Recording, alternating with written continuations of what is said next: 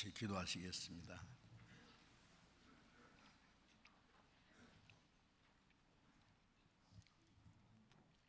우리를 사랑하시는 거룩하시고 자비로우신 우리 아버지 하나님,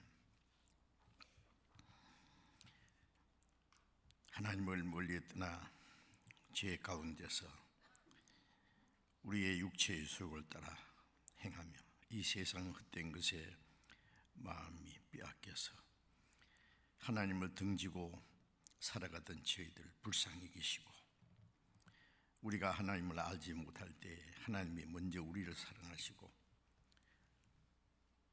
주 예수님이 우리가 받아야 될 저주와 하나님의 진노와 심판을 담당하시고 주님이 흘리신 그 보배로운 피로 우리의 죄를 영원히 씻어주시고 다시는 심판과 멸망을 받지 않게 하시고 아무 공로 없이 구원해 주신 그 크신 은혜 참으로 감사합니다.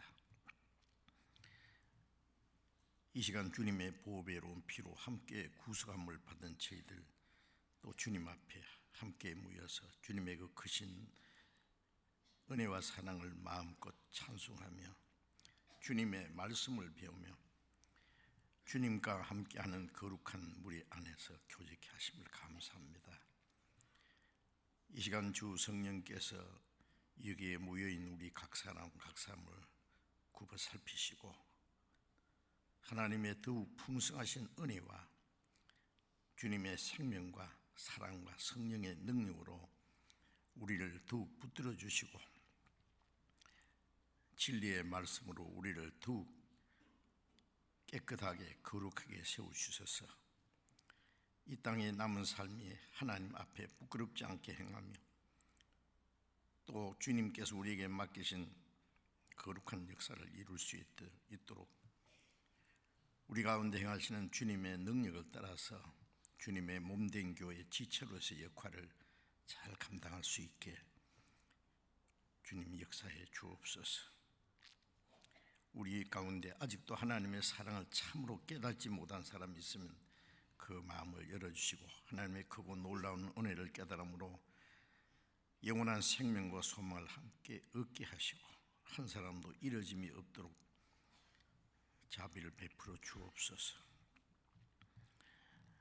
이 시간 함께 참여하지 못한 우리 형제 자매들, 병중에 있는 사람에게는 속히 건강을 회복시켜 주시고 여러 가지 곤란 중에 마음의 시험을 받는 사람이 있으면 일일이 보살펴 주시고 합당하신 은혜를 베풀어 주어서 한 사람도 실주감이 없게 해 주옵소서.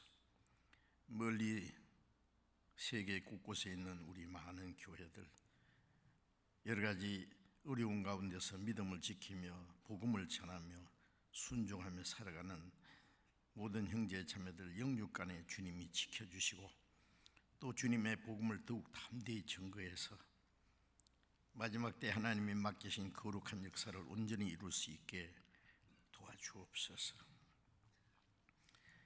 이 시간 때를 따라 우리에게 필요한 말씀을 주시고 행할 길을 가르쳐 주시는 주님, 이 시간에도 우리에게 나타내시고자 원하시는 주님의 거룩하신 뜻, 우리가 마땅히 어떻게 행할 일들을 더욱 가르쳐 주시고 우리가 하나님의 말씀을 깨닫고 분별하고 또 우리의 생활에 실천할 수 있는 지혜와 용기와 능력도 더욱 힘입혀 주옵소서. 이 시간 모두 주 성령님이 인도해 주시기를 간절히 의지하며 주 예수님 이름으로 기도드렸습니다. 아멘. 찬양대 찬송해 주시겠습니다.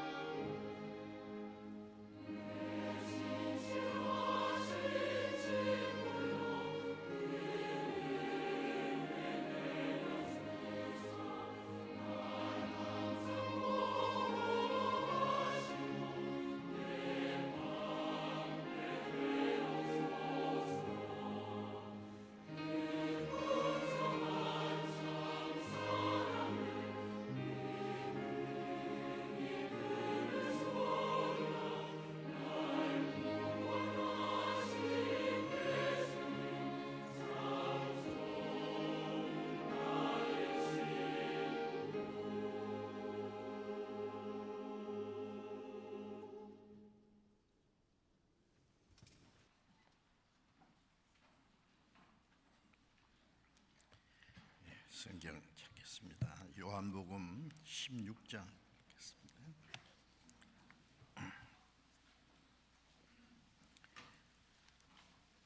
요한복음 16장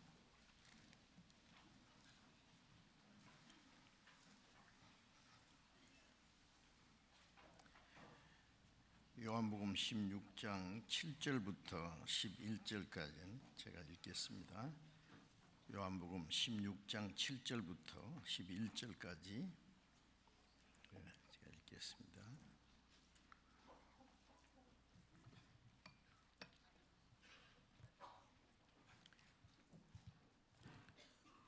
그러하나 내가 너희에게 실상을 말하노니 내가 떠나가는 것이 너희에게 유익이라. 내가 떠나가지 아니하면 보혜사가 너희에게 오시지 아니할 것이요, 가면 내가 그를 너희에게로 보내리니 그가 와서 죄에 대하여 의에 대하여 심판에 대하여 세상을 책망하시리라. 죄에 대하여라 하면 저희가 나를 믿지 아니하며, 의에 대하여라 하면 내가 아버지께로 가니 너희가 다시 나를 보지 못하며, 심판에 대하여라 하면 이 세상 임금이 심판을 받았음이니라. 거기까지. 주일 아침 시간에 구원받은 그리스도인의 생활에 대해서 말씀드리면서 성령이 하시는 일이 무엇인지를 계속 좀 배우고 있습니다. 하나님이 우리를 구원하신 후에 우리의 남은 생에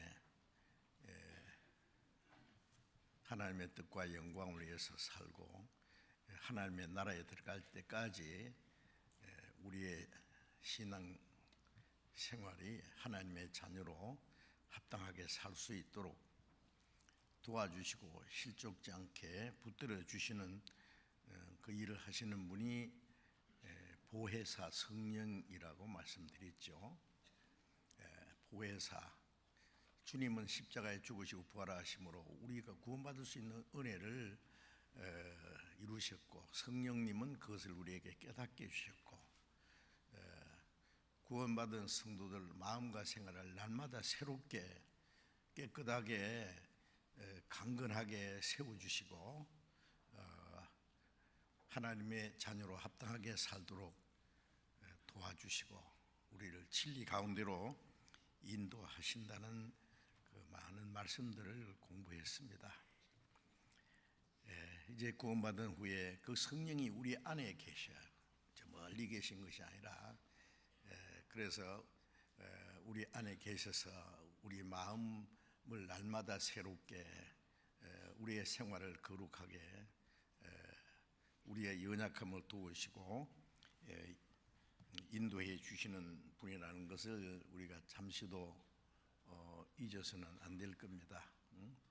신앙생활은 내 어떤 열심과 노력과 내 어떤 의지를 가지고 사는 것이 아니라 이제 내 안에 오신 성령을 모시고 성령이 우리의 마음과 생활을 주장하시도록 맡기고 그 성령을 따라서 사는 생활입니다.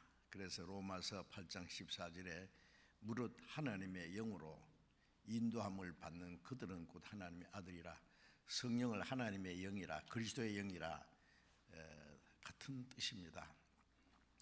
하나님의 자녀라는 증거는 하나님의 성령의 인도를 받는 것이다고 말씀했습니다. 이제 무턱대고 종교생활을 할 것이 아니라 내 안에 성령이 계신다는 걸 확인하고, 그 고린도후서 13장 5절에 너희가 믿음이 있는가 자신을 시험하고 확정하라. 예수 그리스도께서 너희 안에 계신 줄을 너희가 스스로 알지 못하느냐. 그렇지 않으면 성령이, 그리스도의 영이 계시지 않으면 너희는 버리운 자니라라고 말씀했죠. 성령이 계시지 않으면 하나님 앞에 버리운 자라는 말은 사실상 그 하나님과의 생명이 연결되지 않는 사람, 구원받지 못한 사람이라는 뜻입니다.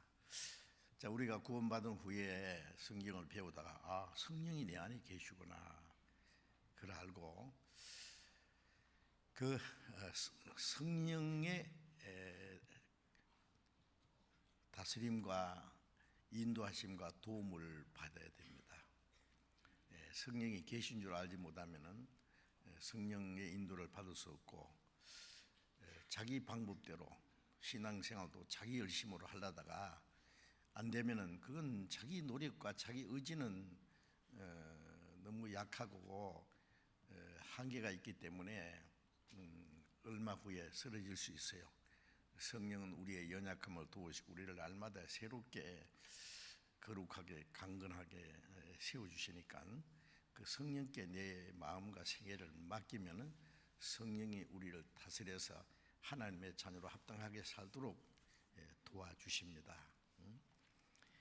그 성령이 계신 줄 알지 못하면은 성령의 인도를 받을 수도 없고 하나님의 자녀로 합당하게 살아갈 수가 없습니다. 그래서 고린도전서 6장 19절에 너희 몸은 너희가 하나님께로부터 받은 바 성령이 계시는 전인 줄 알지 못하느냐. 우리가 구원을 받았어요. 그런데 성령을 받았어요. 그 성령을 모시고 사는 이 몸은 하나님의 성령이 계시는 전이에요. 전. 이 몸을 가지고 이제 성령의 다스림과 인도하심을 받고 살아야 되지요. 그런데 어떻게 생각하시는지 모르겠어요. 어떻게 배우기는 배우는데 금방 또 잊어버리는 거 아니에요? 성령이 안 보이시니까. 안 보인다고 없습니까? 우리 몸 속에 있는 그 지체들 있잖아요. 보이지 않는 많은 지체들이 있어요. 그 보이지 않아도 있다는 거 알아요. 왜냐하면은 우리가 인체 구조학을 배우다 보면 내 안에 심장도 있고 간도 있고 콩팥도 있고 폐도 있고 뭐 그 외에 그 없으면 안 되는 건데요. 그걸 배워요. 그리고 뭐 술을 먹으면 간이 나쁘고 뭐 또 담배를 피우면 폐가 망가지고 뭐 나쁜 음식을 먹으면은 또 어떻게 되고 그걸 알고 조심하잖아요.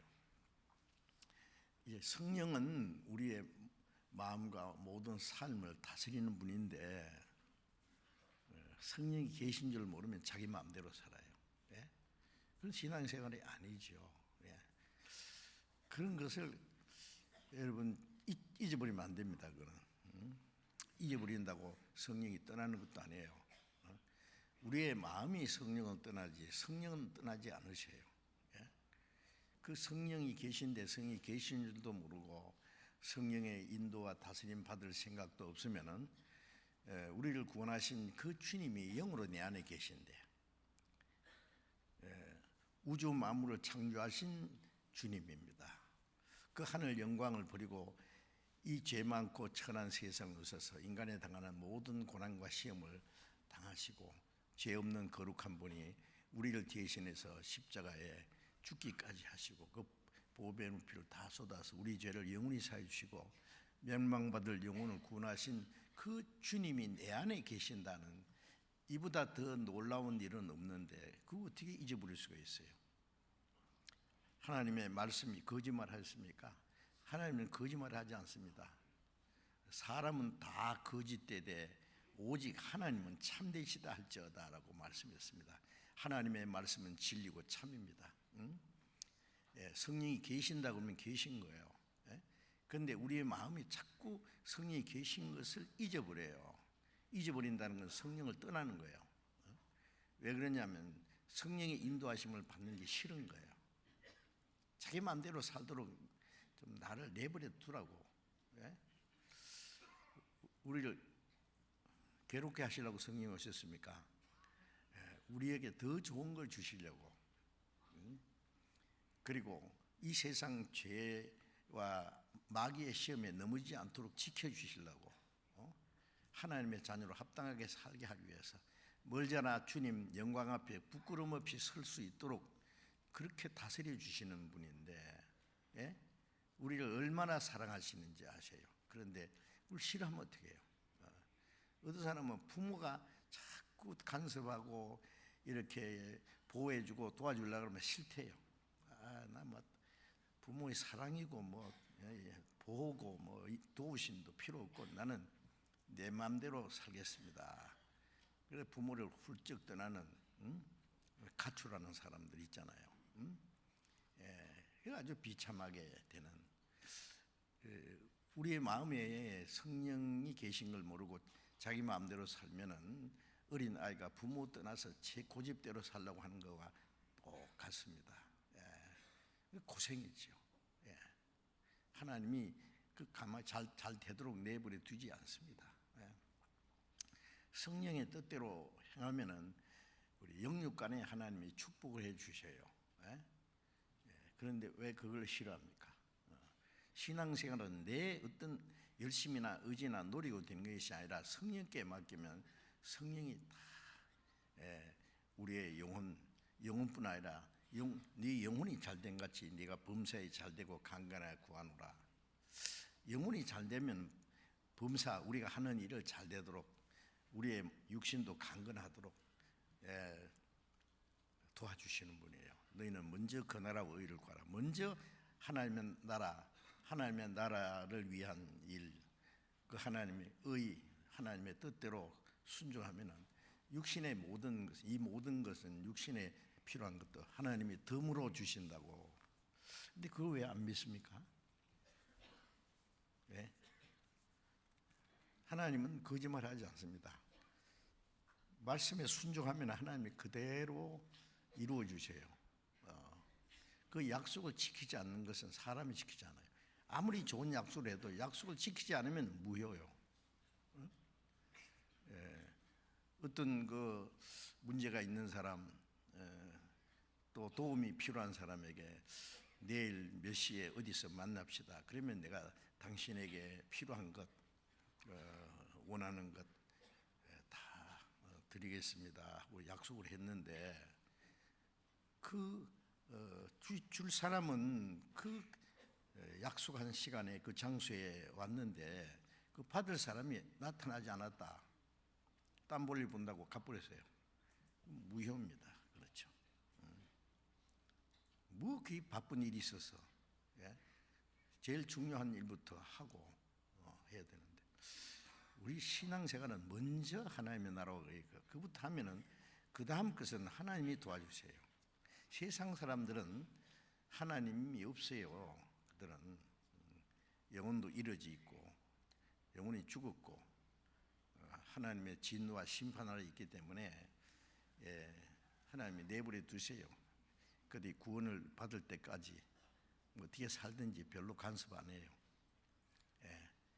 수단 방법으로 살 수도 있고 자기를 위해서 살다가 자기를 위해서 죽고. 그런데 구원받은 사람은 하나님이 내버려 두지 않습니다.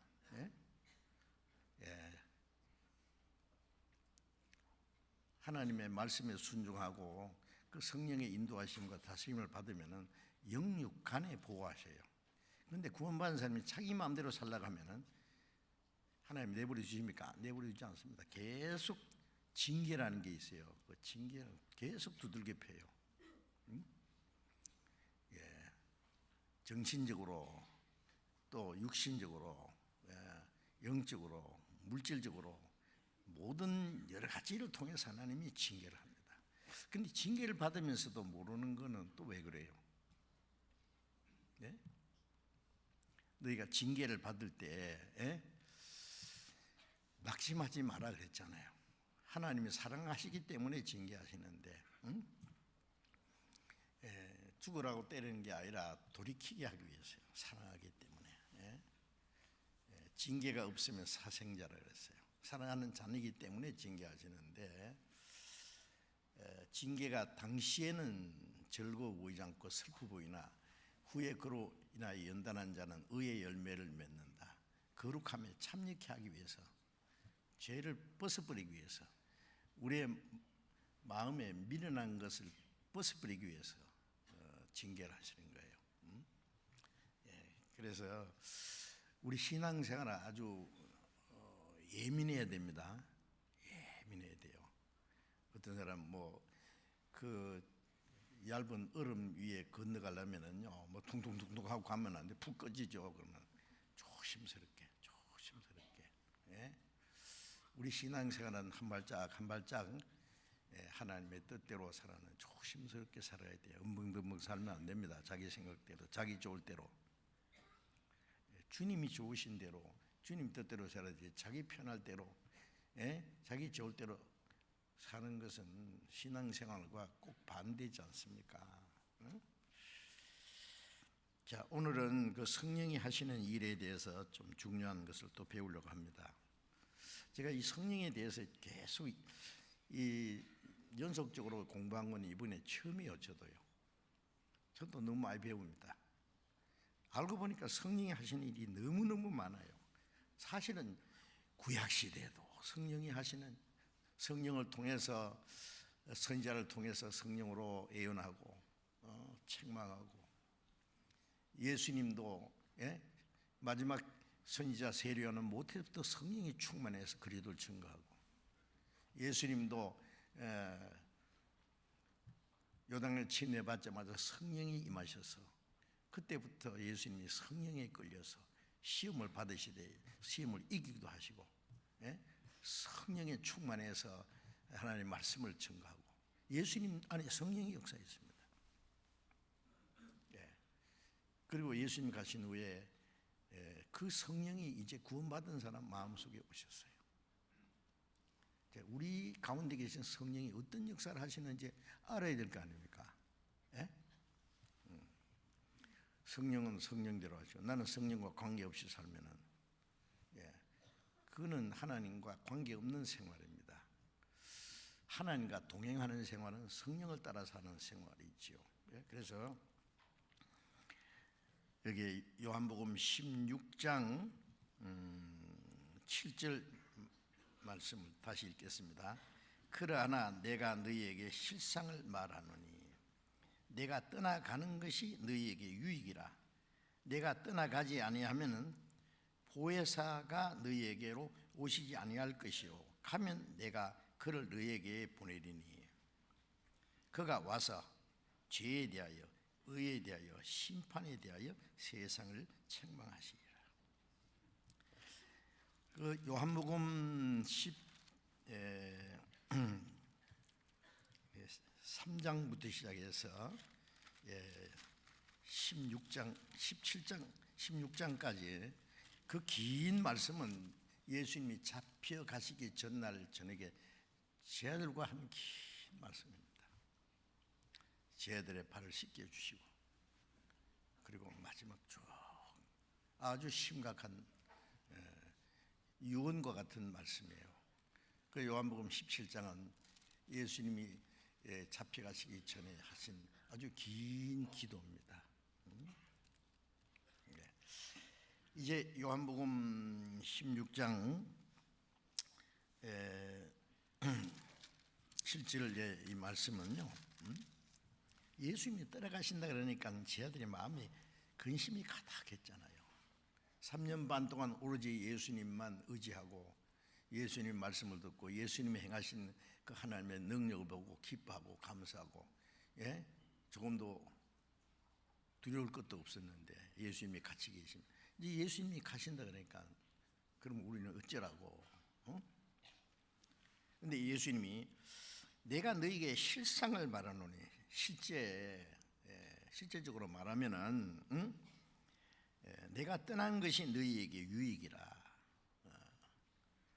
내가 떠나가지 아니하면은 보혜사 즉 성령이 너희에게 오시지 아니할 것이요 내가 가면 그를 너희에게 보내리니 내가 너희를 고아와 같이 버리지 아니하고 다시 오리라.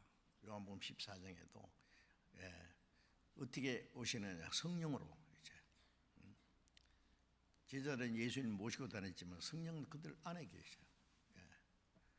그래서 그 내가 가면은 보혜사가 너희에게 오신다, 보내리니. 자, 그 성령은 지금 우리 안에 계십니다. 제자들에게만 주신 것이 아니라 구원받은 모든 사람에게. 사도행전 2장에 너희가 각각 회개하고 예수 그리스도의 이름으로 침례를 받고 죄 사함 받으라. 그러면 성령을 선물로 받으니, 이 약속은 여기 있는 사람뿐이 아니라 주를 믿는 모든 사람에게 하나님이 약속하시는, 구원받은 모든 사람에게 약속하시는 그 약속이 우리에게도 이루어졌죠. 그래서 이제 주님이 십자가에 죽으시고 부활하시면 우리 죄를 영원히 사해주고 우리에게 새 생명 주셨다는 것, 그것이 구원이고, 그 다음에 또 하나 놀라운 사실이 그 성령이 내 안에 계신다는 사실입니다. 그보다 더 놀라운 일이 어디 있습니까? 근데 성령이 오시면 하실 일이 여러 가지로 이제 말씀하셨는데, 성령이 오시면은 8절에 그가 와서 죄에 대하여 의에 대하여 심판에 대하여 세상을 책망하시리라. 성령이 오시면은 이 세상을 책망한다는 말은 세상에 대해서 이제 성령이 말씀하세요. 예? 책망한다는 것은 깨우쳐 준다, 꾸지람한다, 그들의 모든 걸 드러낸다, 가르쳐 주신다, 깨닫게 한다, 다 같은 그런 뜻이 있습니다. 성령이 오시면은 우리가 알지 못하던 일을 알게 하고 깨닫게 하고 꾸짖고 우리의 숨은 모든 죄를 드러나게 하시고, 그렇게 말씀하는 겁니다. 이스라엘의 가장 위대한 다윗 왕이 아주 결정적으로 큰 죄를 범했잖아요. 물론 큰 시험에 빠졌죠. 인간이 지을 수 있는 도덕적인 최고죄요. 간음죄, 살인죄. 그 당시 임금은요, 뭐 우리가 아는 대로 뭐 왕들은요 나쁜 짓 많이 했어요. 여자들은 막 지 좋아하는 여자는 무조건 다 지가 가질 수 있고, 심지어 뭐 남의 남편이 있는 그 여자도 강제로 뺏기도 하고 죽여버리기도 하고, 누가 뭐 어떻게 말할 수도 없고. 그런데 이 다윗은 정말 하나님을 섬기는 사람인데, 평생에 하나님 의지하고 산 사람이 이 결정적으로 시험에 빠졌어요. 저는 요즘에 보면은요 여러 가지 시험이 있잖아요. 그 세 가지, 그 마귀가 예수님을 시험한 세 가지도 있고, 선악과가 먹음직하고 보암직하고 지혜롭게 하는 건 탐스럽다, 물욕과 성욕과 명예욕, 이런 것입니다. 그런데 이 어떤 사람은 돈에 미치는 사람이 있죠. 돈 때문에, 유다는 돈 때문에 예수님 팔아서 스스로 자살해서 지옥으로 떨어지잖아요. 그런 사람이 유다뿐이겠어요. 그 다음에 이제 이성에 미쳐요. 그냥 여자에 미치면요 아무것도 안 보이는 모양이에요. 자기 가족도 안 보이고, 부모도 배반하고 처자식도 버리고, 뭐 자기 주변에 있는 사람 뭐라고 생각하든지 말든지만 헷가닥 해버려요. 제가 그런 사람은 여러 사람, 우리 주변에 가까운 사람 중에요. 도무지 이해가 안 되는데 그 미치는 거지 뭐예요. 아무 생각 없어요. 여자도 뭐 혹시 미치는 사람 있죠, 남자에게. 아주 그 다음에 명예욕. 이 정치 가다 보면요, 그래서 저는 그런 말 합니다. 그리스도인은 정치하면 안 되겠다. 그게 막 완전히 진탕이요. 막 자기가 올라가려고 남을 막 짓밟고 막 깎아내리고 막 진탕 싸움이요. 그 정치 맛을 본 사람은요 못 버리는 것 같아요. 아주 매력이 있어요. 마약보다 더 무서워. 명예욕. 뭐 꼭 정치가 아니라도요, 사람들에게 그 높임받고 칭찬받고 막 그렇게 하는 그게 또 미치는 사람이세요.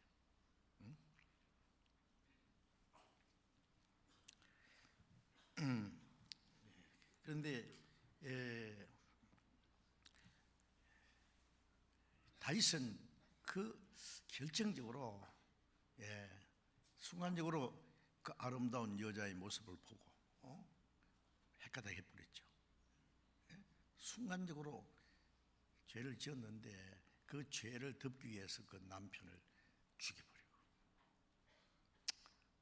뭐 주변에 아는 사람도 있겠지만 아무도 말도 못하고 이 사람도 입 딱 닫고, 그런데 나단 선지자를 하나님 보내셨죠. 다윗의 죄를 책망했습니다. 하나님이 네게 주신 것이 뭐가 부족해서 네 충신 우리아를 죽이고 그 아내를 빼앗았냐, 나쁜 놈. 책망했어요. 다윗이 하나님 모르는 사람 같으면 네가 감히 내 허물을 들썩거려 저놈 끌어다가 죽이라 그러면 나단 선지자 목 탁 잘라버린 거예요. 그런데 다윗은 하나님을 두려워하는 사람이에요. 하나님이 나단 선지자를 보내서 죄를 책망했는데, 만일 그 다윗이 회개하지 않았으면 그것으로 다윗의 생애는 끝납니다. 하나님이 가만히 두실 것 같습니까? 아주 박살내버릴 거예요. 물론 그로 말미암아 다윗이 얼마나 많은 징계를 받았습니까? 죄는 순간적으로 지었지만은 그 징계는요, 평생에 얼마나 많은 고통을 받는지 잘 아시잖아요. 자기 사랑하는 아들 압살롬에 의해서 왕위를 빼앗기고 또 쫓겨다니면서 맨발로 울면서,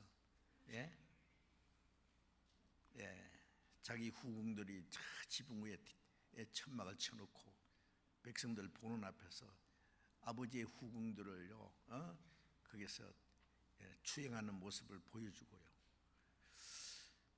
견딜 수 없는 치욕을 당하고, 물론 하나님이 그 모든 걸 갚아주셨지만 그 다윗이 철저히 회개했기 때문에 다시 회복시켜 주셨어요. 징계가 있지만 하나님이 다윗을 버리지 않고 평생에 다윗을 사랑하셨고, 다윗은 죽는 순간까지 다시는 하나님 앞에 죄를 짓지 않으려고 노력했고 정말 올바로 살았습니다. 그 다윗이 죄를 지었을 때 나단 선지자를 보내서 다윗을 책망한 같이 하나님은 성령을 보내서 이 세상을 책망한다 그 말이야. 책망. 죄를 깨닫게 해서 꾸짖게 해주고 그 죄가 얼마나 무서운지를 알게 해주는 겁니다.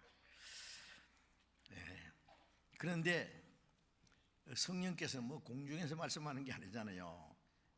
나단 선지자를 통해서 다윗을 책망하듯이,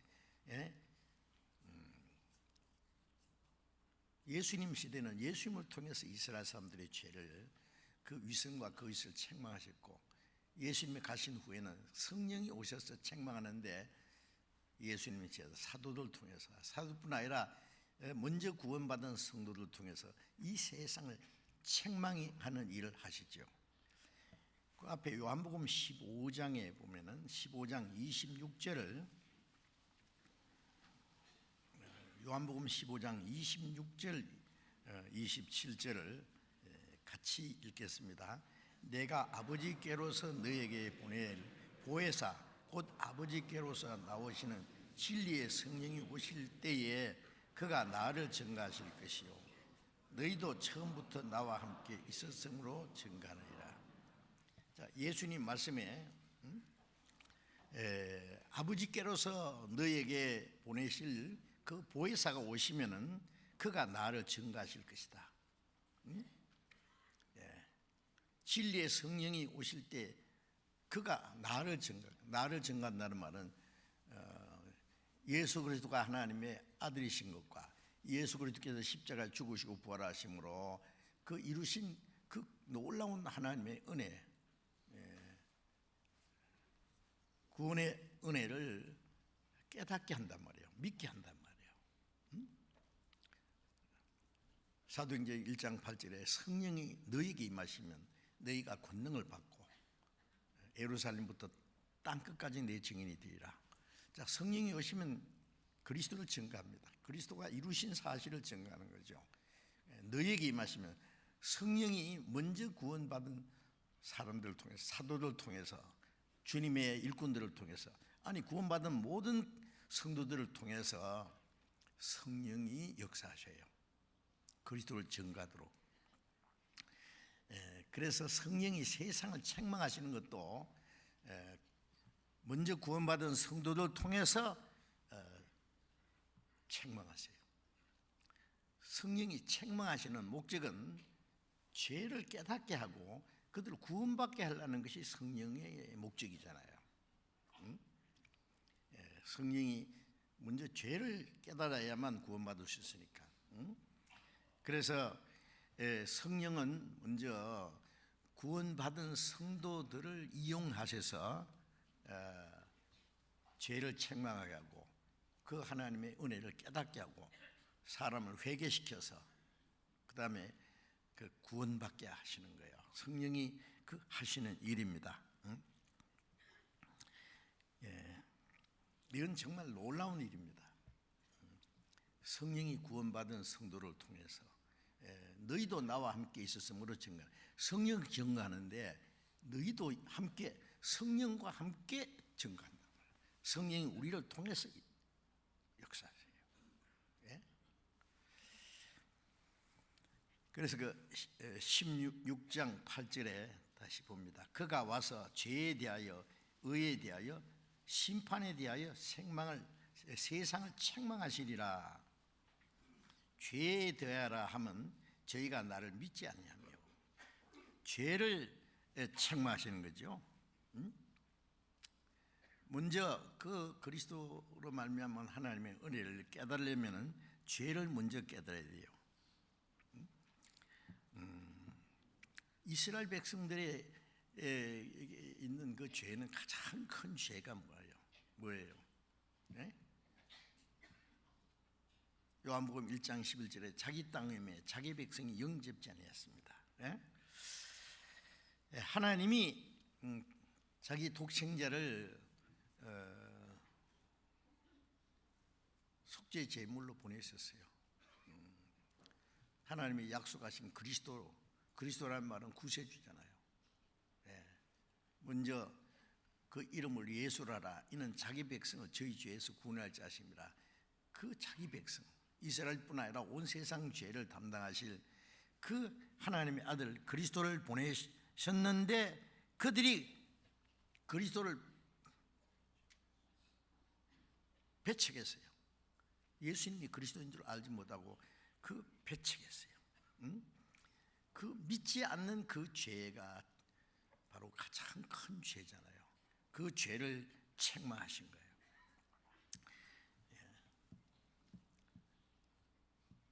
하나님 앞에 심판받는 가장 큰 죄가 그리스도를 믿지 않는 죄잖아요.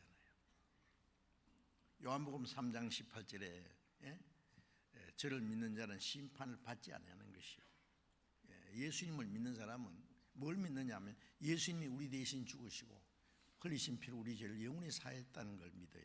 한 사람이 모든 사람을 대신해 죽었다는 걸 믿어요. 우리가 받아야 될 저주와 심판을 주님이 대신 다 받으셨다는 걸 믿습니다. 주님이 우리 대신 심판을 받으셨기 때문에 저를 믿는 자는 심판을 받지 않는 것이요.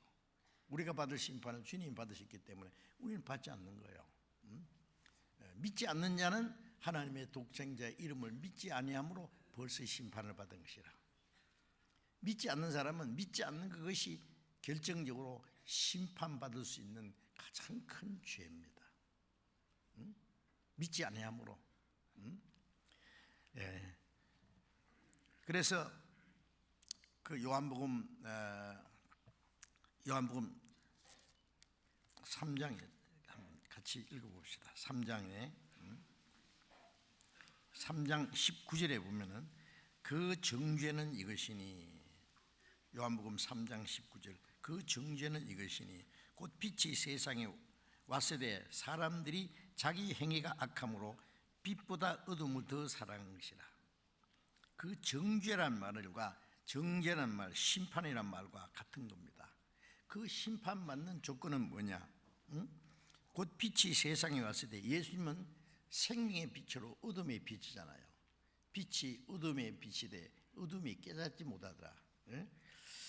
빛이 왔을 때, 세상에 왔을 때 사람들이 자기 행위가 악함으로 빛보다 어둠을 더 사랑하는 것이라. 그 어둠이 드러나고 그 생명의 빛을 받아들여야 되는데, 빛이 비치니까 빛을 피해서 도망가서 어둠 속에 숨어 있는 거예요. 이 악을 행하는 사람은 빛을 싫어하잖아요.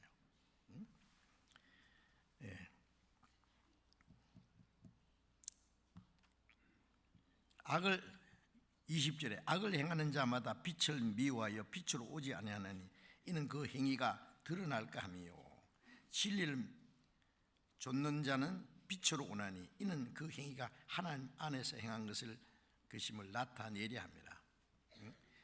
진리를 좇는 자는 그 어둠에서 벗어나서 어둠에서 빛으로, 사망에서 생명으로. 어둠이라는 건 죽음이에요. 빛이라는 건 생명이에요. 그래서 진리를 좇는 자는 빛으로 나온다. 하나님 앞에 그 모든 것을 드러내기 위해서. 죄도 빛 앞에 드러나고, 그 주님의 빛 앞에서 구원을 받고 남은 생에 빛 가운데 살아가잖아요. 요한복음 8장 12절에 보면 내가 세상의 빛이니 나를 좇는 자는 어둠에 다니지 아니하고 생명의 빛을 얻으리라.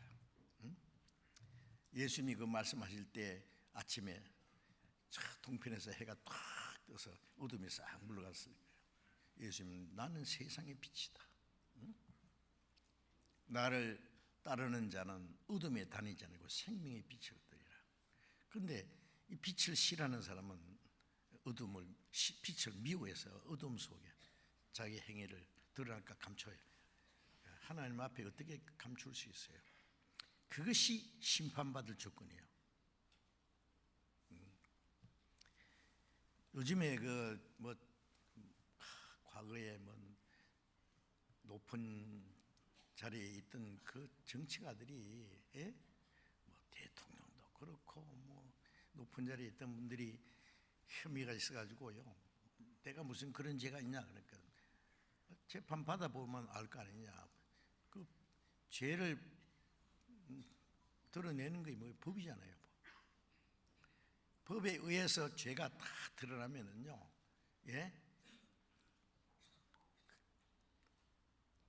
최고 재판장은 법에 의해서 유죄 판결을 내립니다. 형법 몇 조에 의해서 무슨 죄에 의해서 유죄, 몇 년을 선고하는데 종신형을 내든지 사형에 처한다든지 그 판결을 내는 것처럼 이제 성령님은 믿지 않는 그 죄를 유죄 판결을 내리는 분이에요. 죄는 용서받을 수 없는 죄니까, 믿지 않는 죄는. 자, 그래서 이스라엘 백성들은 자기 땅에 오신 그리스도를 펼쳐 있고 이방인들은 그리스도를 보지 못했지만은 구원받을 수 있는 하나님의 은혜의 복음이 온 세상에 전파되고 그 복음을 듣고 믿지 않는 죄, 구원을 받지 않는 그 죄를 성령이 책망하시는 겁니다. 요한복음 1장 12절에 영접하는 자 곧 그 이름을 믿는 자는 하나님의 자녀가 되는 권세를 주었다. 요한복음 3장 16절은 아들을 믿는 자는 그를 하나님이 세상에 이처럼 사랑 독생자 주었으니 저를 믿는 자는 멸망치 않고 영생을 얻는다. 멸망치 않고 영생, 믿는 자는 그냥 믿는 거예요. 영생을 얻는다. 하나님의 자녀 된다.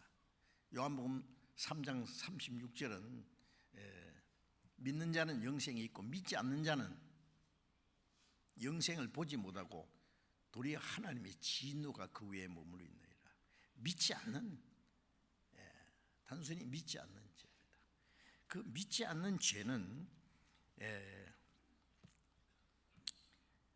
성령께서는 그리스도의 십자가의 죽으심과 부활하심으로 말미암아 누구든지 구원받을 수 있는 그 은혜를 다 허락하셨는데, 그 은혜를 믿지 않는 그 죄에 대해서 유죄 판결을 내리시는 분입니다. 피할 길이 없어요.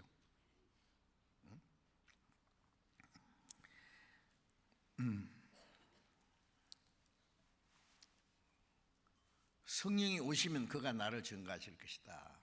사도행전 2장에 보면은 오순절에 성령이 강림하셨죠. 120명이니까. 사도행전 2장 4절에 보면 그 무리가 성령의 충만을 받고 담대히 그리스도를 증거했습니다. 그게 베드로가 딱 일어서서 예수님을 배척하고 십자가에 죽인 그 유대인들에게 너희들이 죽인 예수를 하나님이 살리시고 그리스도와 주가 되게 하셨다. 성령께서 그들 통해서 담대히 그리스도를 증거했고, 그 말씀을 들은 유대인들이 그러면 형제들아 우리는 어찌할꼬? 우리가 죽인 예수가 메시아 그리스도라면 우리는 어찌할꼬? 회개하고 예수 그리스도의 이름으로 침례를 받고 제사함 받으라. 그 성령으로 말미암은 그 말씀을 듣고 그들은 큰 자책을 느끼고 회개했죠. 하루에 3,000명이 구원을 받았어요. 자, 성령은 죄를 책망하시고, 성령으로 말미암아 죄를 책망받은 사람은 하나님의 은혜를 깨닫고 제사함 받고 구원을 받는 겁니다. 그거는 유대인이나 이방이나 다 마찬가지죠. 유대인들은 자기 땅에 오신 그리스도를 배척했고, 이방인들은 누구든지 구원받을 수 있는 복음이 성령으로 말미암아 우리까지 왔잖아요. 예루살렘부터 땅까지 우리는 동쪽 끝에 사는 백성이에요. 이제 마지막 땅 끝까지 전파되면 그제야 끝이라. 이제 우리는 마지막 시대에 복음을 듣고 구원을 받은 놀라운 축복을 받은 사람입니다.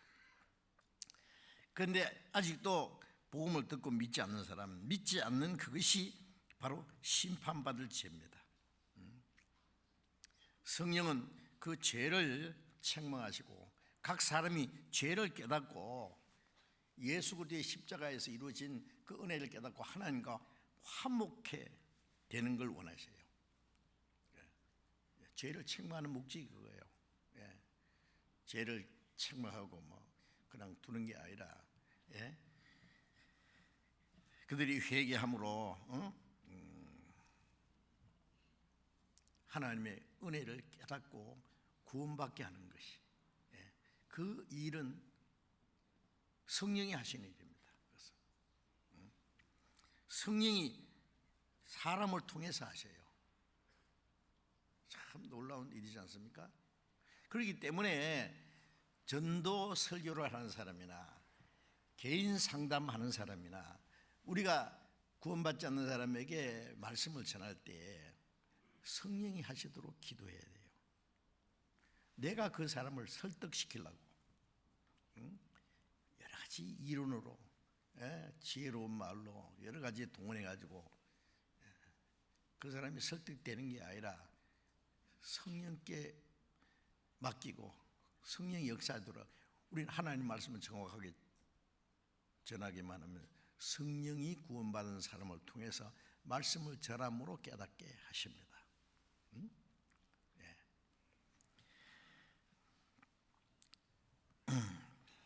그래 성령이 역사하시도록 그 의지해야 됩니다. 제가 아주 오래 전에요, 전북 그 오수 지사라고 하는 그 동네에 지사 교회라고 있었어요. 옛날에. 아주 오래된 얘기입니다.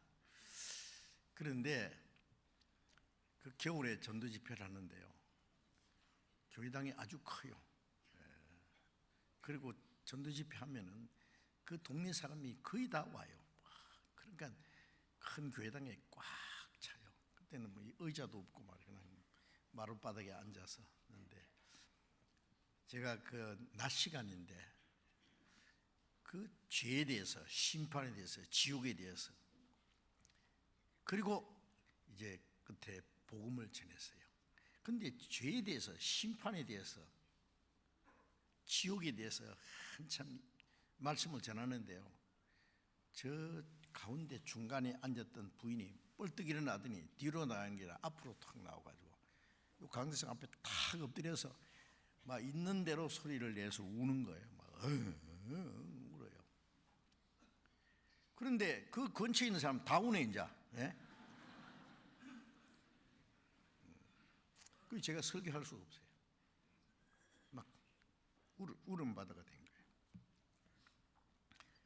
한참 후에 제가 다시 설교를 계속해서 복음을 전했는데 그때 많은 사람이 구원을 받았어요. 오후에 그 부인이 제가 있는데 찾아왔어요. 그래서 제가 아니 아까 설교 시간에 왜 갑자기 일어나서 앞으로 나오셨습니까? 자기도 모르겠대요.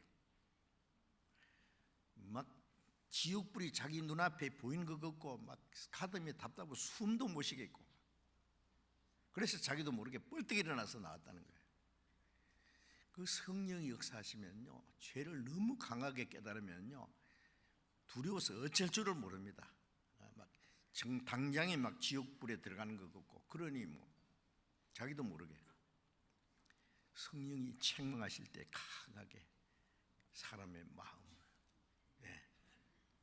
큰 찔림을 주는 겁니다. 어찌 알고? 예?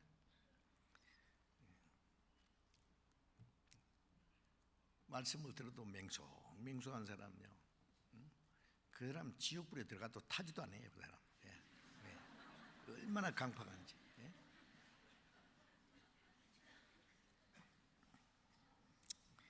그래서 성령께서 역사하실 때 어떤 사람이든지 그 죄를 깊이 깨닫고 회개하는 그런 일들이 있습니다.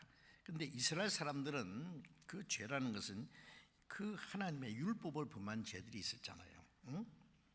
그러나 그 율법을 범한 그 죄보다도 더 큰 죄는 하나님이 그들을 구원하시기 위해서 보낸 그리스도를 믿지 않는 죄였습니다.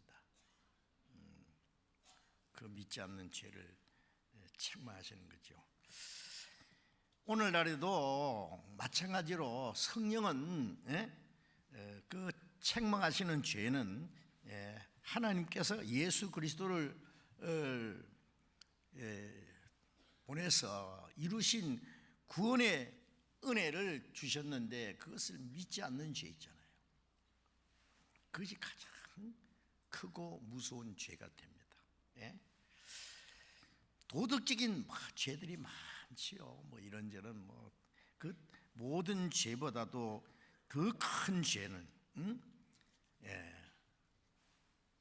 도무지 용서받지 못할 그 죄는 그리스도를 배척하는 죄입니다. 그 은혜를 믿지 않는 죄입니다.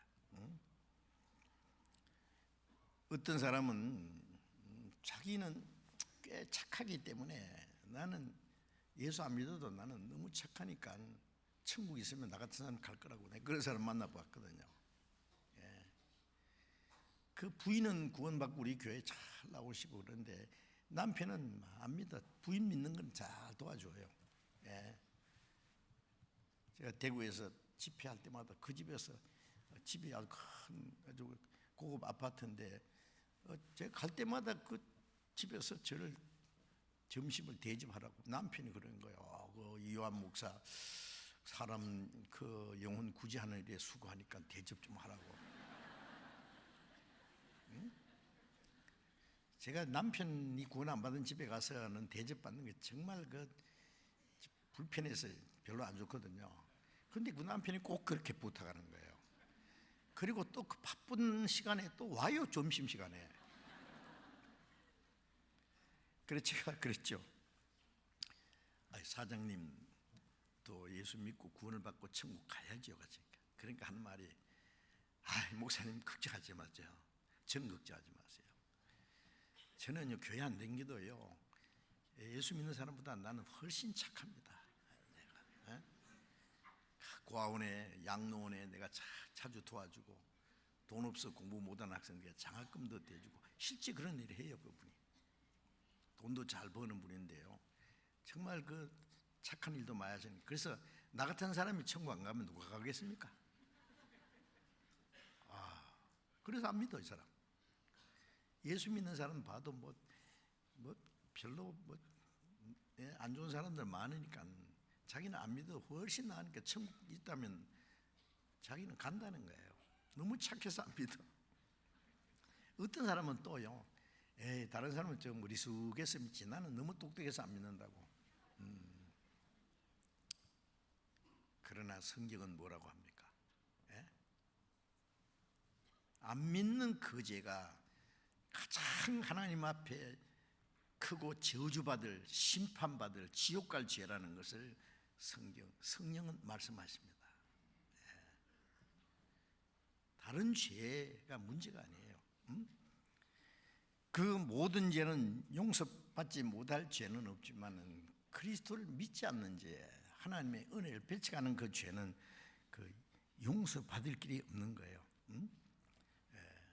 그래서 누구나 하나님의 거룩하신 독생자가 그 하늘 영광을 버리고 이 죄 많은 세상에 오셔서 온 세상 죄를 짊어지고 속죄 제물로 죽으심으로 이루신 그 은혜를 배반하는 그 죄는 어떤 죄와 비교할 수가 없는 거예요. 하나님 보실 때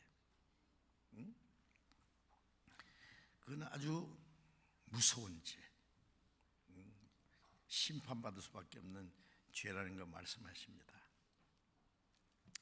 히브리서 10장을 잠깐 보겠습니다. 히브리서 10장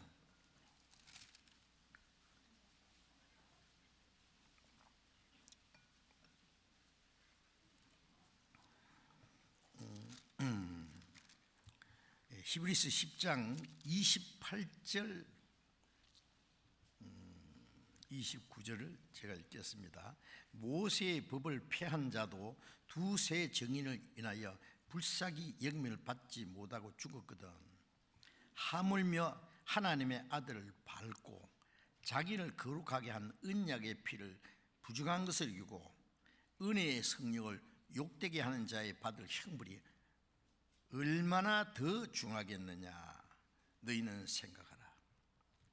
모세의 법을, 여러 가지 법 중에 대표적인 십계명이잖아요. 모세의 법을 폐한 사람 두세 증인이 와서 이 사람 도둑질했다, 이 사람 우상 숭배했다, 하나님을 모독했다, 두세 증인이 나타나서 그 사람 죄를 증거하면 돌로 펴 죽여버려요. 백성들 앞에서. 이 사람 부모 거역했다 그러면 동네 사람들이 와서 돌로 쳐 죽여버려요. 모세의 법을 폐한 자도 두세 증인으로 인하여 불쌍히 받지 못하고 죽었거늘. 하물며라는 말은 그보다 엄청 큰 죄가 있는데 하나님의 아들을 밟고 자기를 거룩하게 한 언약의 피를 부정한 것으로 이기고 믿지 않는 죄는 하나님의 아들을 밟는 죄요. 아니 하나님의 아들을 사람이 밟아? 이스라엘 백성들을 예수님을 막 욕하고 조롱하고 네가 하나님의 아들이냐? 로마 군인들도 등달아서 예수님의 얼굴에 침을 뱉고 손바닥으로 예수님의 얼굴을 때리고 하나님의 아들을 말해요. 하나님의 아들을 밟는 거예요. 그 사람들은 뭐랬습니까? 믿지 않는 자는 하나님의 아들을 밟고 자기를 거룩하게 한 언약의 피를. 예수님은 하나님과 인간 사이에 인간의 죄를 대속해 줬다는 하나님의 언약을 따라서 십자가에 죽으시고 보배른 피를 쏟았으니까 자기를 거룩하게, 모든 사람을 거룩하게 한 언약의 피를 부정하게 이긴다는 말을 안 믿는단 말이에요. 예수님의 피를 또랑물처럼 생각하는 거예요. 예? 언약의 피를 부정한 것을 여기고 은혜의 성령을 욕되게 하는 자, 그리스도를 증거하는 게 성령이잖아요. 성령이 그 하나님의 은혜를 증거하는데 그 믿지 않는 죄는 하나님의 아들을 밟는 죄요. 자기를 거룩하게 한 언약의 피를 부정하게 여기는 죄요. 은혜의 성령을 욕되게 하는 죄요. 예? 그들이 당연히 받을 형벌이 얼마나 더 중하겠냐. 율법 범한 사람은 돌로 펴 죽이지만은, 예? 은혜의 성령을 욕되게 하는, 예, 그 죄는 영원히 지옥이요. 더 중하다는 건 지옥이요, 지옥. 생각하라. 그래, 믿지 않는 죄는 이렇게 무서운 거예요. 그런데 사람들이 그걸 몰라요. 사사로운 죄는, 나는 뭐 그런 죄, 뭐 더 큰 죄, 뭐 도덕적인 뭐 특별한 죄는 없어. 비교적 나는 착해. 그런데 엄청난 지옥 갈 죄를 범하고 있으면서 말이에요. 응?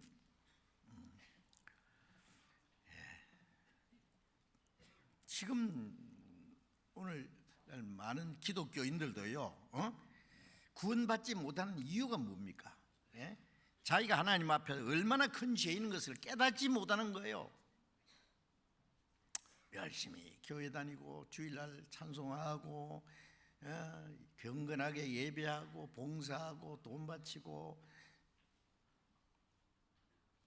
비교적 착하게 사니까, 하나님 봐주실 것 같은데, 근데 마음에 근본적으로 그리스도의 그 놀라운 은혜를 배척하고 있는데, 구원을 안 받은 죄는 그리스도에 배척하는 죄예요.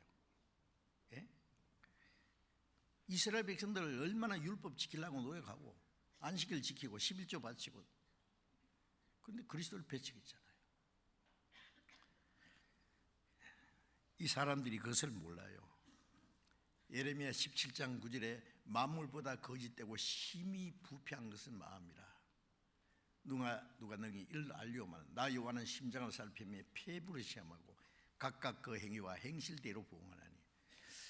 하나님 보실 때 만물보다 거짓되고 심히 부패한 게 인간인데, 예, 모든 죄를 주님이 십자가에서 그 거짓되고 그 썩은 죄악을 다 주님의 피로 깨끗하게 했는데, 그걸 믿지 않는 그 죄, 예, 무엇으로 용서받겠어요? 예. 마태복음 12장을 또 잠깐 봅시다.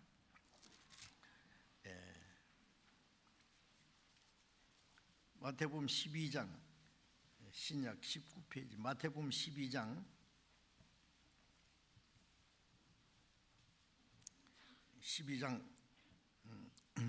30절부터 32절까지 또 제가 읽겠습니다. 나와 함께 아니하는 자는 나를 반대하는 자요, 나와 함께 모으지 아니하는 자는 해치는 자니라. 그러므로 내가 너희에게 이르노니 사람의 모든 죄와 회방은 사하심을 얻되 성령을 회방하는 죄는 사하심을 얻지 못하겠고, 또 누구든지 말로 인자를 거역하면 사하심을 얻되 누구든지 말로 성령을 거역하면 이 세상과 오는 세상에도 사함을 얻지 못하리라. 자, 여기도 사함받지 못한 죄예요. 진짜 아주 결정적인 심판받을 죄를 가리키는데, 여기 또 다른 표현으로는 나와 함께 모으지 아니하는 자는 해치는 자. 하나님 뭘 모으십니까? 예수님은, 예수님 십자가 죽으시고 부활하심으로 인간의 죄를 대속하시고 뿔뿔이 흩어진 죄인들을 모아서 구원해서, 하나님 나라 들어가도록 구원하는 건 뿔뿔이 흩어진 죄인들을 그리스도 안에서 모으시는 거잖아요. 복음을 전해서 모으는 거예요. 그래서 동서남북 각 지방에서 우리를 구원해서 그리스도 안에 우리를 모아주셨잖아요. 구원받지 않았으면 저도 여기 없을 거예요. 그런데 복음을 배척하는 죄, 복음을 전해서 사람의 영혼을 구원하는 일을 대적하는 죄, 복음 전하는 사람들을 핍박하는 죄, 하나님의 교회를 대적하는 죄는 성령을 회방하는 죄가 됩니다. 그것이 성령의 역사를 회방하는 죄예요. 그 죄는 용서받을 수 없는 죄예요. 그런데 그걸 사람들이 알지 못하고 함부로 그래요. 성령을 해방하는 사하심을 얻지 못하고, 또 누구든지 말로 인자를 거역하면 사하심을 얻되 말로 성령을 거역하면 이 세상과 오는 세상에도 사함을 얻지 못하라. 이게 무슨 뜻이냐면은, 구약시대에 하나님 이스라엘에게 율법이 있었는데 율법을 범한 죄는 예수님이 십자가에 사했죠. 그 다음에 예수님 시대에 예수님을 말로 거역하는 자는 예수님 십자가 죽으시고 부활하신 후에 그 은혜를 깨닫고 믿으면 돼요. 그 다음에 예수님이 가신 후에 성령이 오셨어요. 이 성령을 회방하는 것은 이 복음의 역사를 대적하는 거예요. 이제 그 다음에는 없어요. 끝이에요. 구약시대는 율법시대예요. 예수님 십자가 죽으시고 부활하시면 율법의 저주에서 속량했어요. 그리고 예수님을 대적하는 사람들도, 그 다음에 성령이 오신 후에 성령으로 말미암아 복음을 전하니까 믿었잖아요. 그러면 성령이 정글을 대적하면 이제 물론 끝이요. 그 다음에 없어요. 오는 세대도 사함받지 못. 그러니까 성령의 역사를 거역하는 죄는 아주 결정적인 거예요. 끝이요. 이 복음을 대적하는 죄가 성령의 역사를 대적하는 죄입니다. 그래서 성령이 오시면 죄에 대하여 세상을 심판하라. 죄에 대하라면 저희가 나를 믿지 아니하며. 요한복음 16장에 돌아가 또 봅시다. 요한복음 16장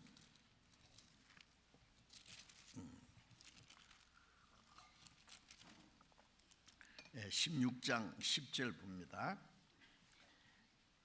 16장 10절. 의에 대하여라 하면 내가 아버지께로 가니 너희가 나를 보지 못하며. 자, 의에 대하여라는 것은 하나님은, 성령은 죄를 책망하실 뿐 아니라 의를 증가하십니다. 이 의는 사람의 의가 아니라 하나님의 의입니다. 죄를 책망하시고 그 다음에 그것으로 끝나는 게 의를 깨닫게 하시는 분이죠. 자, 성경에 말씀하기를 하나님 앞에 참으로 의로운 자는 한 사람도 없다. 의는 없나니 하나도 없다. 그랬잖아요. 시편 51장 5절에 내가 죄악 중에 출생하였으며 사람은 죄 중에 태어났습니다. 시편 58편 3절에 아기는 모태에서부터 멀어졌으며 남에서부터 곁길로 나아가 거기서 말하도다. 죄인으로 태어났고 유전된 그 타락된 성품을 따라서 죄를 짓고 삽니다. 그리고 이사야 64장 6절에 보면은 우리의 의는 다 더러운 옷과 같다. 이 죄인이 의로운 일, 착한 일도 하지만은 그건 하나님 보실 때는 옷은 옷인데 더러운 옷과 같다. 선은 선인데 위선이라 그랬죠. 자, 그래서 하나님 앞에 참으로 의로운 인생은 한 사람도 없다고 아주 선언하셨습니다.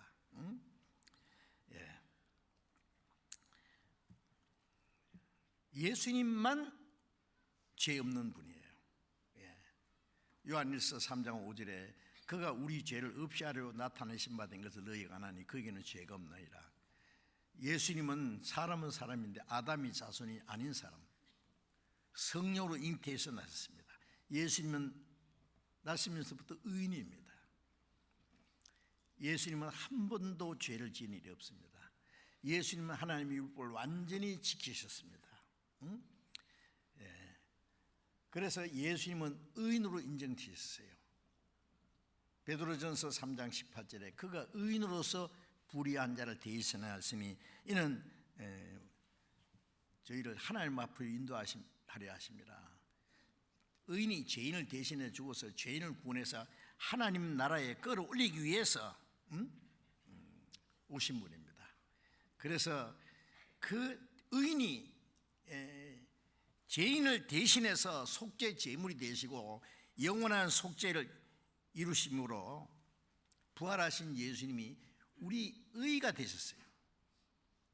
로마서 4장 25절에 그는 우리 범죄함을 위하여 내어줌이 되고 우리를 의롭다 하심을 위하여 살아나셨느니라. 예. 우리가 범죄한 그 죄 때문에 그 죄를 예수님이 짊어지시고 속죄제물로 죽으셔서 그 피로 우리 죄를 영원히 사하셨고 부활하신 예수님이 우리 의가 되셨어요. 고린도후서 5장 14절에 한 사람이 모든 사람을 대신해 죽었은즉 모든 사람이 죽은 것이라. 예수님이 죽은 것이 우리가 죽은 것으로 여기세요. 예수님이 죽은 것이 우리가 받을 심판을 다 받은 거예요. 그리고 고린도후서 5장 21절에 하나님은 죄를 알지도 못하신 자로 우리를 대신하여 죄를 삼으신 것은 우리로 하여금 저희 안에서 하나님의 의가 되게 하랍니다. 우리 죄는 예수님이 가져가서 죽으시고, 예수님이 가졌던 의는 우리에게 주셔서 우리를 살게 하고 예수님하고 우리하고 운명을 바꾼 거예요. 그래서 우리는 예수님 안에서 값없이 의롭다함을 받았어요. 부활하신 예수님은 우리의 의가 되셨어요. 우리의 의가 되셨고, 아담 안에서 우리가 죄인 된 것처럼 이제 부활하신 예수님 안에서 우리가 의인이 됐습니다. 의에 대하여 하면 내가 아버지께로 가니 너희가 다시 나를 보지 못함이라. 이 말씀은 아버지께랑 부활하시고 성천하신 예수님이 하나님 앞에 우리의 대표, 의인의 대표예요. 우리의 중보자로 계세요. 부활하신 예수님의 우리의 의예요. 로마서 10장을 잠깐 보겠습니다. 로마서 10장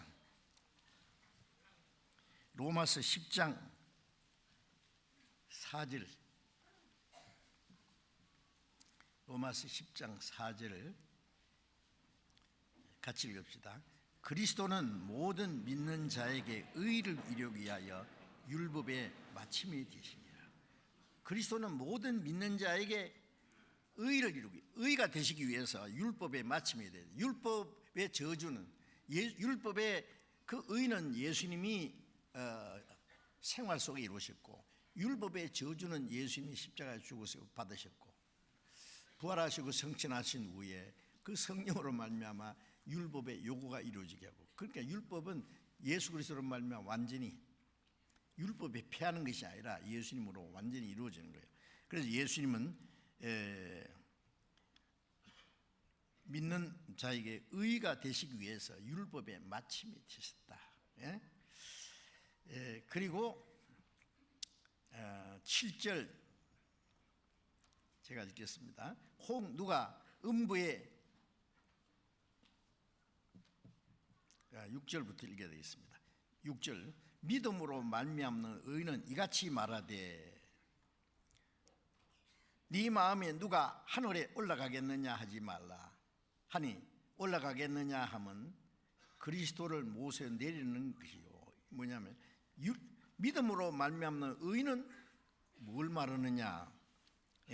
네가 하늘에 올라가겠느냐 하지 말하면 이 말은 네 힘으로 천국 가겠다고 하지 마라 그 말이에요. 왜?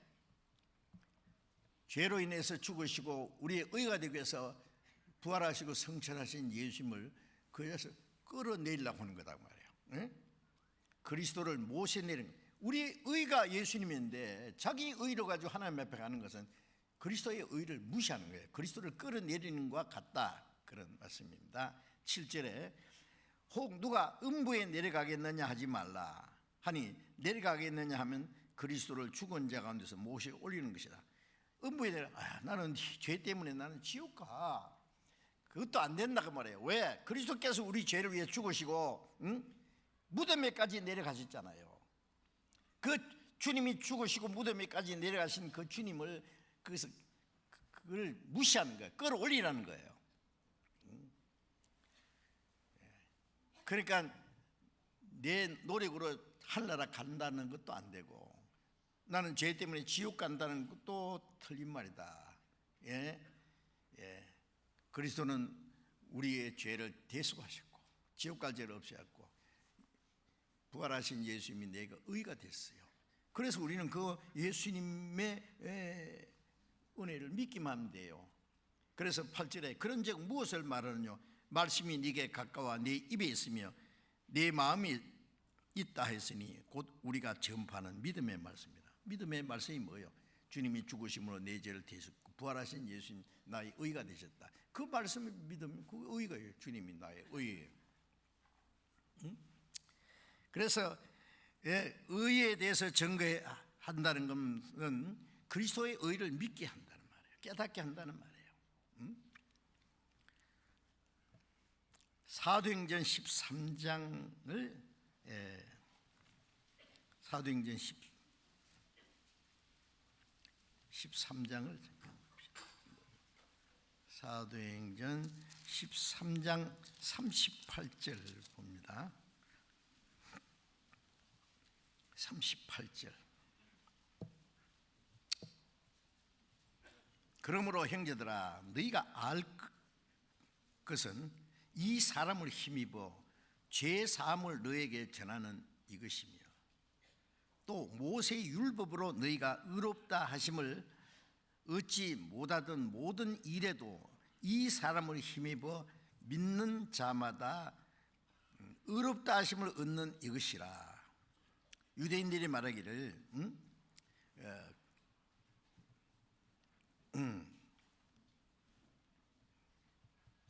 너희가 알 것은 이 사람 예수 그리스도를 힘입어 죄 사함을 너희에게 전하는 겁니다. 예수님으로 죄 사함 받고 또 모세의 율법으로 너희가 의롭다 하심을 얻지 못한, 율법을 지켜서 의롭게 될 사람이 없잖아요.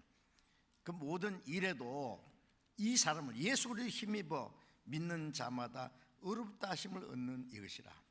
예수 그리스도로 말미암아 죄 사함 받고 예수 그리스도로 말미암아 의롭다 안 받는 거예요. 로마서 4장 5절에 보면은 일을 아니할지라도, 의로운 일을 아니할지라도 예수 그리스도를 믿는 자는, 그 은혜를 믿는 자는 그 믿음을 의로 여기신다. 주님이 죽으심으로 우리 죄를 대속했다는 걸 믿고 부활하신 예수님이 내 의다. 예수님 십자가 죽은 건 아담 안의 운명을, 원죄나 자범죄 그 모든 죄를 한 사람이 모든 사람 대신에 죽음으로 끝났어요. 부활하신 예수님은 둘째 아담으로 의의 대표가 된 거예요. 예수님이 의가 되신 거예요. 그래서 부활하시고 성천하신 예수님이 우리의 의가 되셨다는 걸 말씀합니다. 갈라디아 2장 20절에 보면은 사람이 의롭다 안 받는 것이 율법으로 말미암은 것이라면 그리스도께서 헛되이 죽으셨느니라. 율법으로 의롭다 안 받는다면 예수님 죽을 필요 없죠. 율법 잘 지키라 그러면 되는데 왜 예수님이 십자가 죽으셨느냐, 부활하셨냐? 율법으로 의롭다 안 받을 수 없기 때문에 이제 죽으시고 부활하신 예수님이 우리 죄를 대속하시는 동시에 우리 의가 되셨다. 그래서 빌립보서 3장에 바울 사도가 말하기를 내가 가진 의는 율법의 행위에서 낸 것이 아니라 믿음으로 말미암는 의이다. 하나님의 은혜로 받은 의다라는 걸 말씀합니다. 그래서 우리 죄는 주님이 십자가 죽으심으로 대속하셨고 부활하신 예수님 그 의를, 그 주님의 의를 우리에게 주셨어요. 주님의 의는 완전한 의입니다. 완전한 그 의를 우리에게 주셔서 우리를 의롭게 하셨습니다. 그리고 로마서 3장도 잠깐 읽겠습니다. 로마서 3장 21절.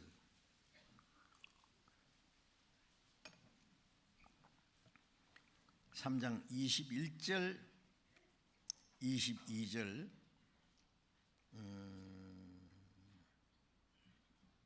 같이 읽읍시다.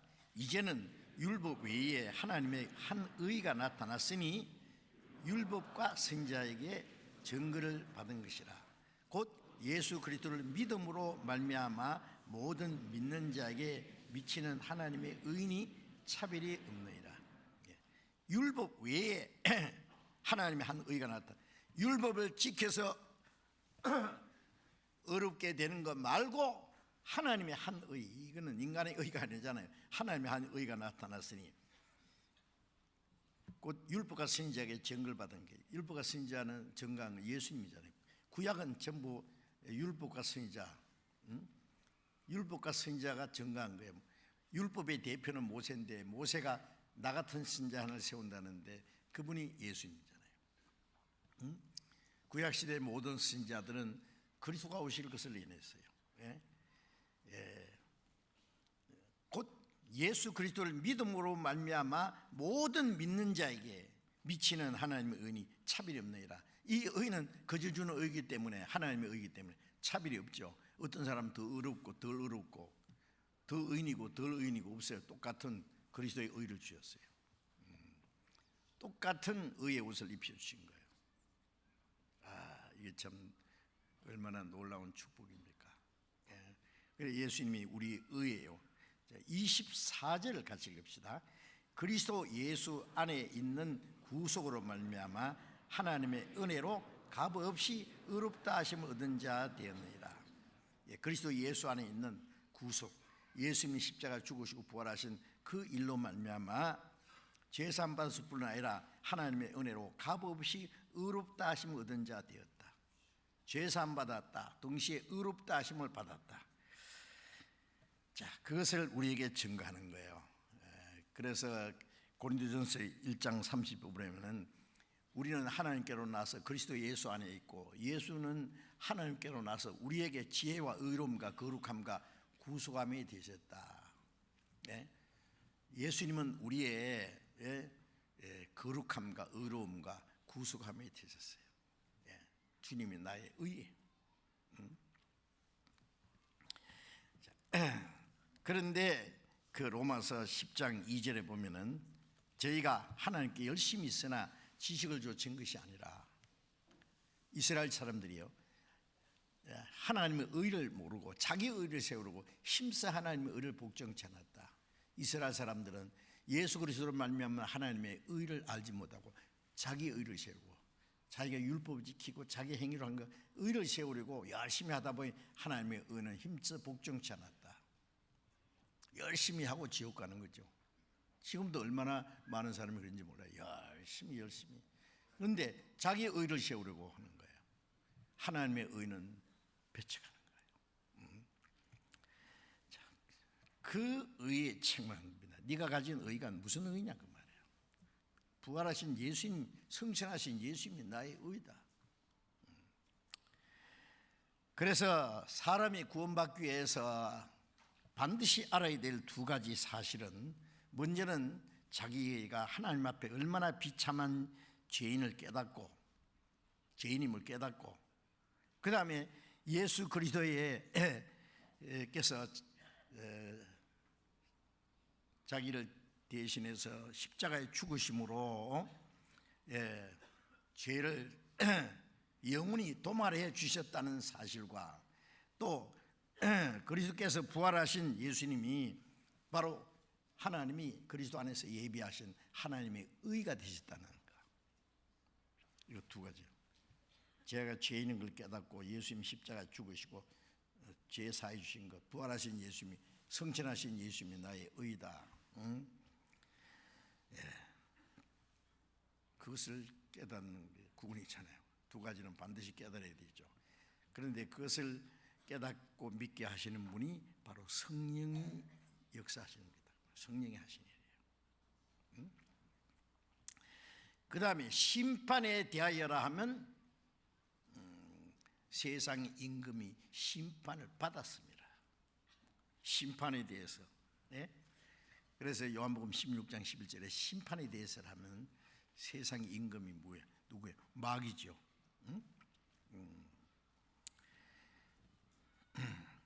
예수님이 세상에 오신 것은 죄와 죽음의 권세를 잡은 마귀를 없이 하기 위해서 오셨어요. 멸하러 오셨어요.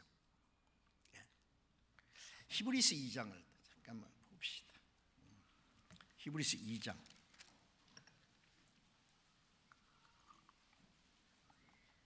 히브리서 2장 14절 15절을 같이 읽겠습니다. 자녀들은 혈육에 함께 속하였으며 그도 또한 한 모양으로 혈육에 함께 속하심은 사망으로 말미암아 사망의 세를 잡은 자 곧 마귀를 없이 하시며 또 죽기를 무서워함으로 일생에 매여 종노를 하는 모든 자들을 놓아주려 하심이라. 자, 하나님의 자녀들은 육체를 입은 인간이 구원받고 하나님의 자녀가 되는 것이니까 그도 예수님도 우리와 같은 모양으로 혈육을 입고 오셨다. 왜? 혈육을 입고 오셔서 이 육신이 는 죄로 죽어야 될 일인데 예수님이 그 죄 때문에 죽으시고 예수님이 부활하심으로 혈육을 입은 인간에게 사망의 권세가 무너졌다는 걸 깨닫게 하기 위해서, 그래서 사망으로 말미암아 사망의 세력을 잡은 자 곧 마귀를 없이 하는 거예요. 예수님이 십자가에 죽으실 때 마귀가 심판받은 거예요. 아세요? 네? 마귀를 없이 하시며 또 죽기를 무서워함으로 일생에 매여 종노를 하는 모든 자들을 놓아주려 합니다. 사람들은요 죽기를 무서워함으로 죄에 매여서 마귀에게 종노를 해요. 이제 마귀가 심판받은 거예요. 사망이 죄와 사망의 권세가 심판을 받았어요. 그래서 거기서 종노를 하는 자를 놓아주려 합니다.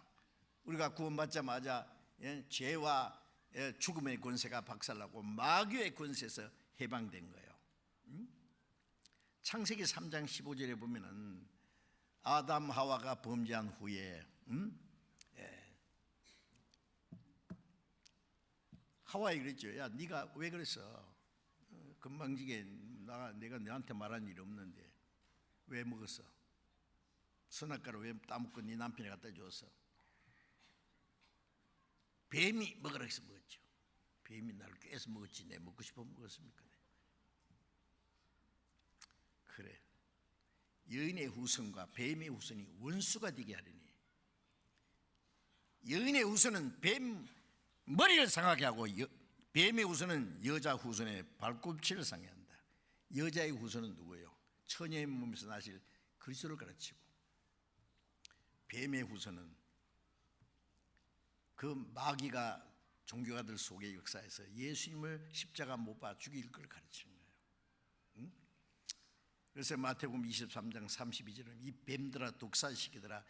유대인들 속에 마귀가 역사했으니까 옛뱀 마귀는 유대 종교가들 속의 역사에서 예수님 십자가 못 박아 죽인 것은 여인의 후손의 발꿈치를 상한 거예요. 그런데 예수님의 그 십자가에 못 박힌 발꿈치로 뱀 대가리를 깨버렸어요. 누가 이겼습니까? 예수님은 십자가에서 다 이뤘다.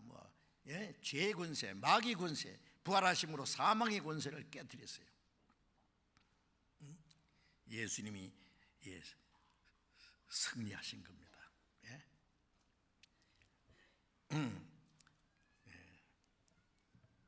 이 세상 임금이 심판을 받았습니다. 요한일서 3장 8절에 보면은 하나님의 아들이 나타나신 것은 마귀의 일을 멸하려 합니다. 마귀가 사람을 죄를 짓게 해서 죽음을 무서워하는 이 인간들 속의 역사에서 지옥으로 끌고 가려는데 그 마귀가 심판을 받은 거예요. 예수님이 십자가에 죽으신 동시에 마귀의 권세도 끝났어요. 세상의 모든 것이 심판을 받은 거예요.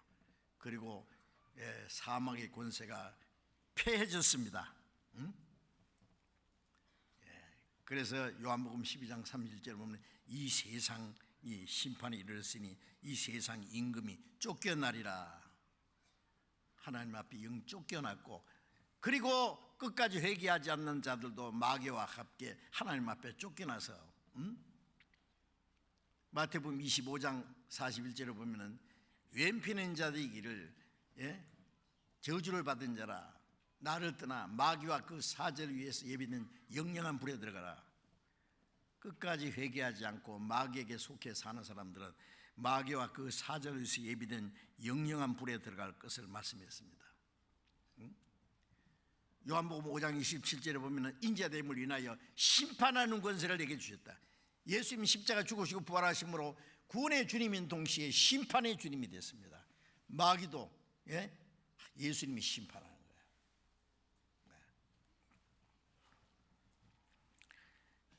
이제 그리스도를 배척하는 그 죄는 마귀와 함께 심판을 받을 수밖에 없는 죄라는 걸 알아야 돼요.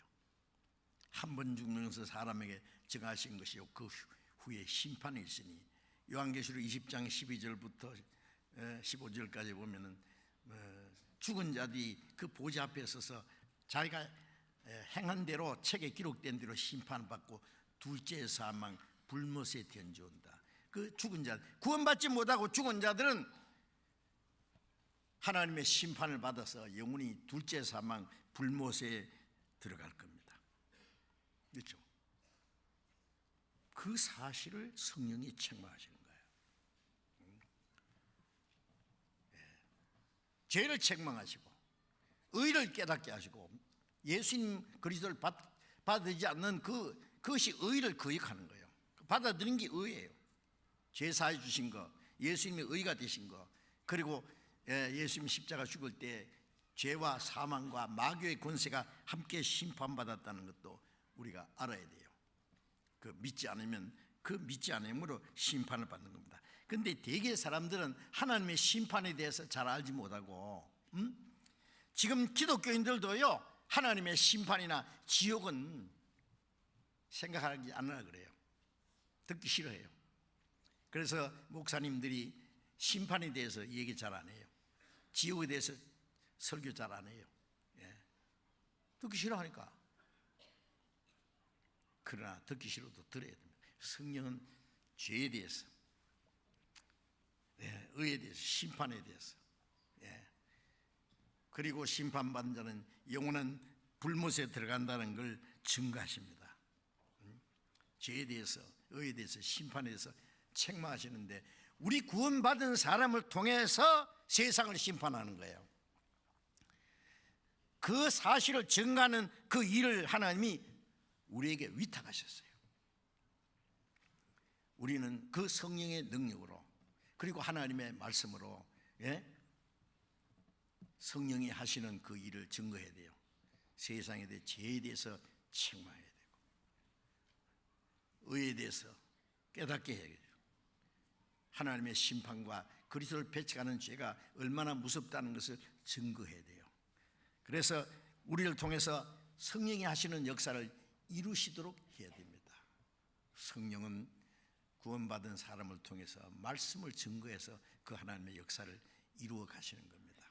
얼마나 놀랍지 않습니까? 앞으로 계속해서 성령이 우리를 통해서 하시는 일이 무엇인지를 좀 계속 배우게 될 겁니다. 기도하겠습니다.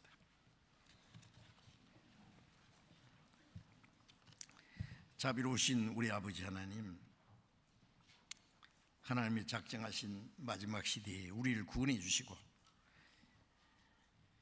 이 세상 죄와 거짓된 가운데서 우리를 구별해 주시고, 이제 하나님이 우리 마음에 보내주신 성령의 다스리심과 보호하심과 인도하심을 따라서 남은 생에 살 수 있도록 도와주시는 은혜 감사합니다. 우리는 너무나 연약하고 부족하지만 주님의 성령이 우리의 연약함을 담당하시고 우리의 마음과 생활을 지키시고 날마다 우리를 새롭게 온전케 강건하게 세우심을 감사합니다. 성령께서 우리를 통해서 하시는 그 하나님의 역사에 대해서 우리가 또 배웠습니다. 성령께서 죄에 대해서, 의에 대해서, 심판에 대해서 세상을 책망하시는 그 일을 하심으로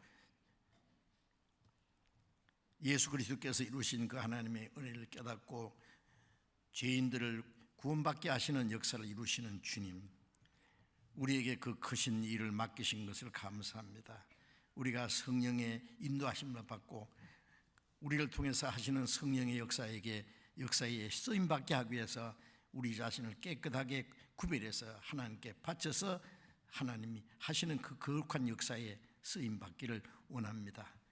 주님이 성령께서 하시는 그 크신 역사를 우리를 통해 이루시고 더 많은 영혼이 구원받는 역사가 계속 일어날 수 있게 도와주옵소서.